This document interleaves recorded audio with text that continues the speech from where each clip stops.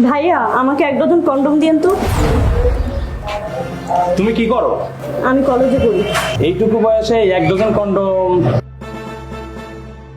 একটা কাজ করো, তোমার নাম্বারটা দিও, আমাদের এই কাজে লাগবে। দেখেন ভাইয়া, আপনি আজে বাজে কথা বলবেন না। আপনার কাজ হচ্ছে কাস্টমারকে সার্ভিস করা, আপনি আপনার কাজ করেন। আর যদি না দেন তাহলে আমি চলে যাচ্ছি। কি হয়েছে আপা? দেখেন ভাইয়া, আমি 1 ডজন কন্ডম নিতে এসেছি। আপনার কর্মচারী যদি আমাকে না দেয় বলে দেখলে আমি চলে যাচ্ছি। আজে বাজে কথা কেন বলছে? আচ্ছা একটু খারাপ।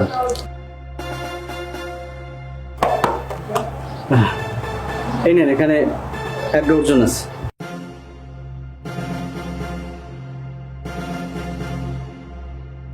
এই যে নিন টাকা। Thank you. ভাই, এইটুকু মেয়ে একদিনে 1 ডজন কন্ডম নিচ্ছে, কিছু বুঝছেন সমাজটা কোথায় যাচ্ছে? কলেজ পড়ুয়া মেয়েটি 1 ডজন কন্ডম নিল, এর আসল রহস্যটা কি?